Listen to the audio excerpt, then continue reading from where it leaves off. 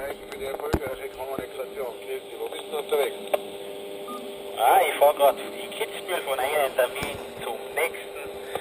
Der KD habe ich jetzt vernommen, ist ja auch mobil unterwegs. Wo treibst du hin?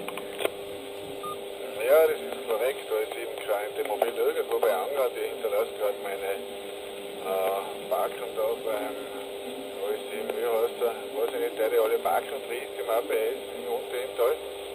Und bin wieder Richtung Heimat unterwegs und war kurz in Kiefersfelden draußen ein Relais kaufen. So schaut das aus.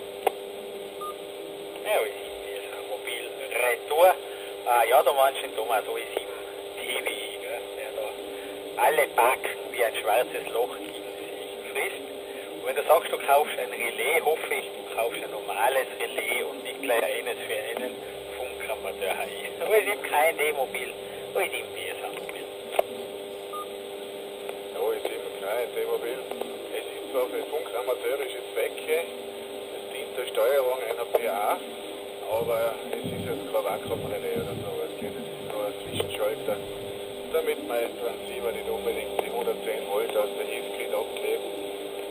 Da schaltet da mal was dazwischen. So schaut das aus. Und ja, da habe ich gestern ein bisschen herumexperimentiert mit Solid State Relay, aber was nicht wie Elektroniker bist, das funktioniert zwar nicht, die funktioniert leider wirklich schon anscheinend gescheit, das habe ich nicht gewusst. Ja. Jetzt weiter kurz als mechanisch. So schaut das aus. Ich habe gehört, du bist eventuell beim AWC dabei, stimmt das? Ja,